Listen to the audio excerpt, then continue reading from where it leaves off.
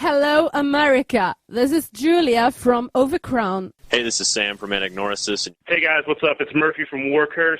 This is Stacy Savage of Savage Master. This is Harry Lannon from Cognitive, and you're listening to the Great Metal Debate podcast.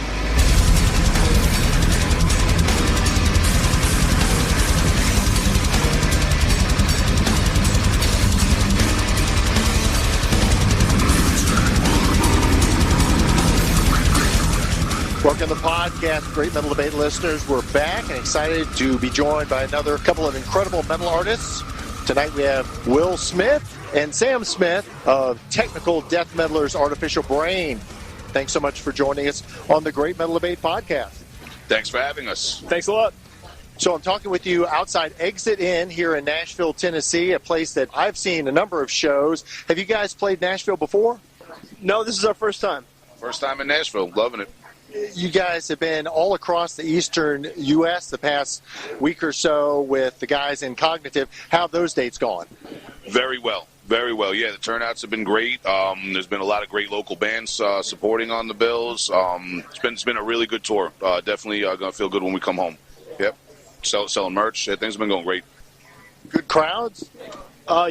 Yeah, great crowds. The hometown show at Webster Hall in New York was amazing, really well attended. One of the big highlights for us was playing Rochester, New York, a little upstate, with Blurring, with Eric Burke of Sulaco and Brutal Truth, and Danny Lilker of every band, Brutal Truth, Anthrax, Exit 13, Nuclear Assault, and so on.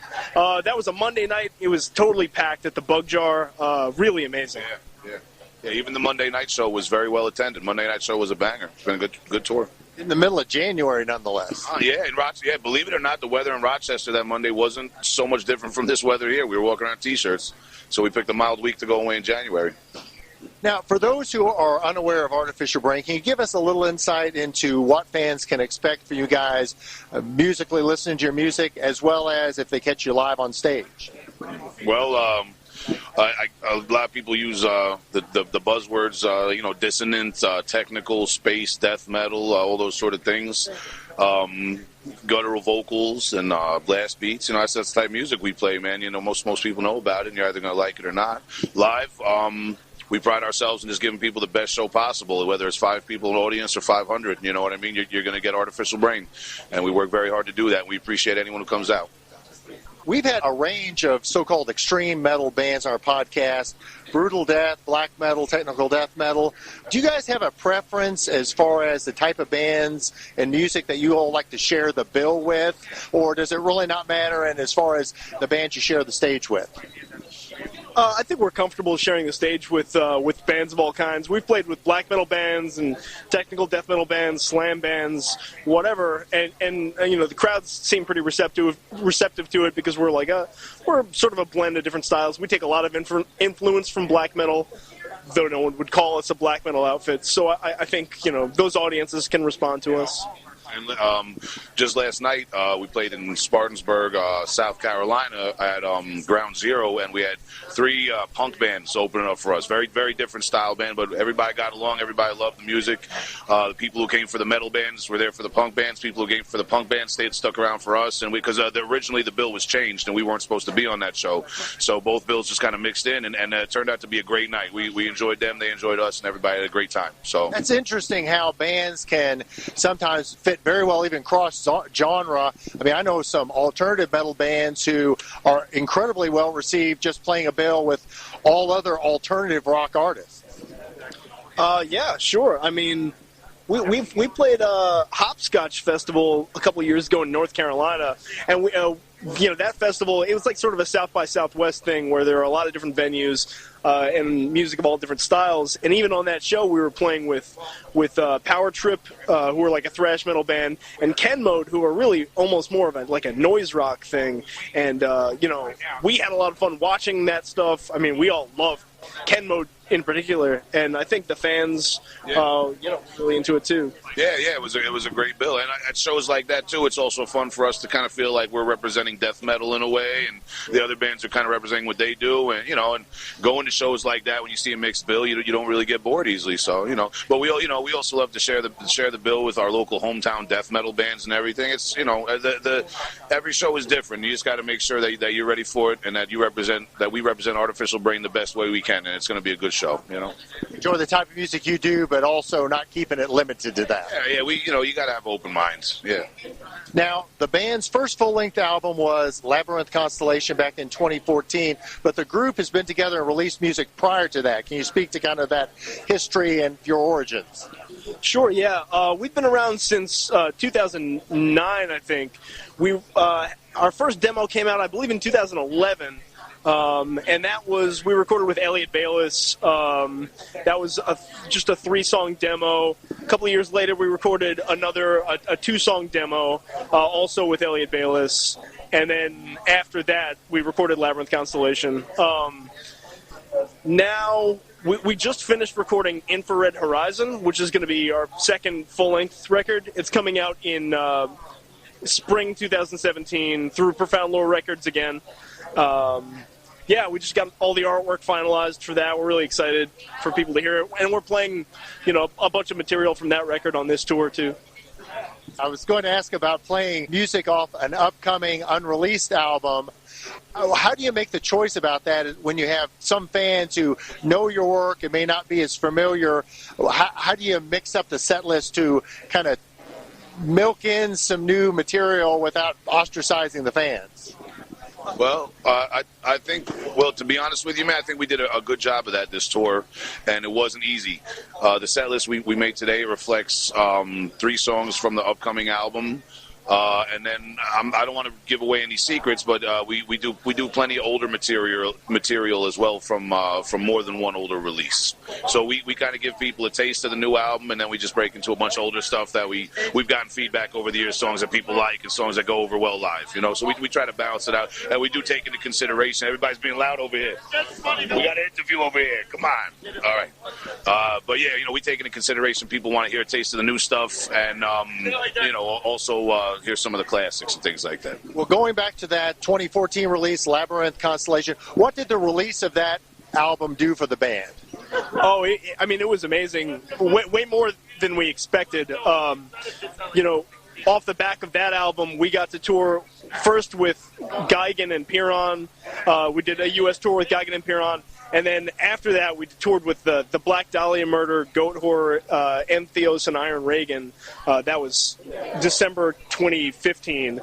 And, that was unbelievable. The Black Dahlia guys liked the record, and they asked us to do it.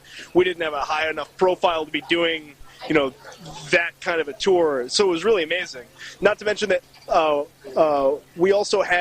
we got put on CBS. There were a couple. Yeah, there were a couple of a writer for some crime procedural shows on CBS really liked the record, and so he got in touch with us. And on 2 separate shows, on Elementary and on Limitless, music from Artificial Brain is featured, all from Labyrinth Constellation. So that financially and as far as getting the word out, James Murphy is one of my favorite musicians from Death and Testament.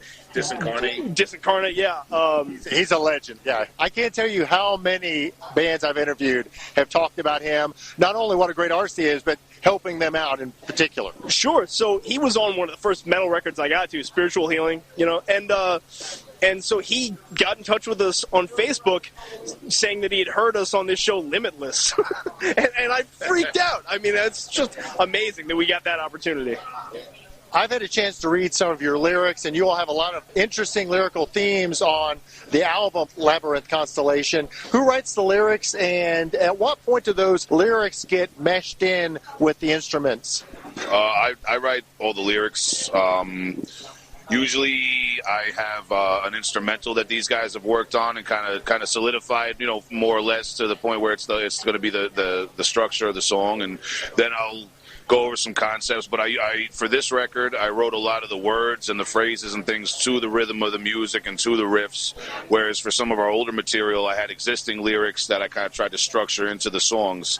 So it's funny you ask, because this time on the new record, a lot of the lyrics were written with the vocal patterns in mind, as opposed to writing the vocal patterns from lyrics that you wrote, 3 weeks ago before the song even existed. So this time I kind of have a lot of concepts, and I might jot down ideas and things like that. But usually when these guys give me the instrumental, that's when it all comes together, and I put it all together. And that seems to work good for me. Now, the next couple of days, you'll end this mini tour here of the Eastern U.S. I'm curious, when you guys go home, how often do you get together to both practice and work up new material? This is the second to last night. Tomorrow we're going to fish it up in Chicago and head home. It's funny because I live about a half hour east on Long Island of most of the other guys in the band, and I don't get out there as often as they all get together, because you might have one guitarist and a bass player and a drummer one night, then one night you might just have the guitarist and the drummer jamming on things, and the next night it might be the bassist and the two guitarists getting together. And so these guys kind of have a very who's together gets together, then they get some food and hang out type of thing going on, because everyone lives, for the most part, everyone lives centrally in the same town. And then throughout the week, I'll be like, guys, can we do Sunday night, Saturday night? And I'll come out for 2 hours and we'll run the set and do some serious rehearsing and running of the songs. But it's a good process with everyone living fairly close together.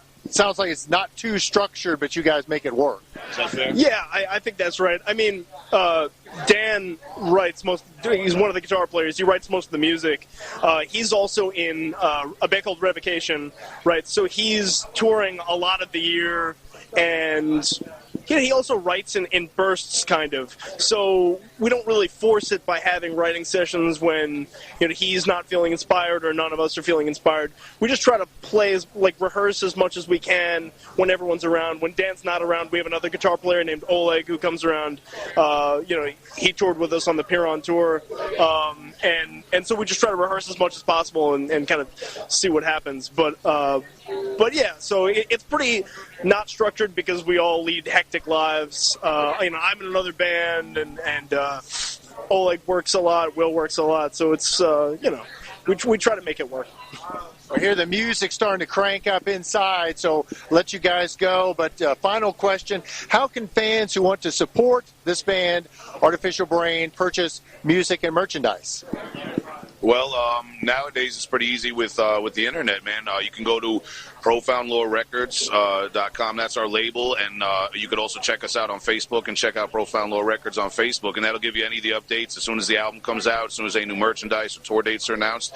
And we actually have a few different designs of T-shirts available on at Cold Cuts Merchandising. I think it's coldcutsmerch.com, but you just look up Cold Cuts Merch. They do a deal with a lot of hardcore metal bands. You can get Artificial Brain sizes and shirts and designs, all different things. And just get in touch with us on Facebook sometimes if you're looking for something specific, if you can't find it online. But most people should be able to order those vinyls and CDs and T-shirts online just by looking up our label. Guys, I'm very excited to see you all perform tonight. First time to do so. Excited to get blown off that floor this evening, so bring it.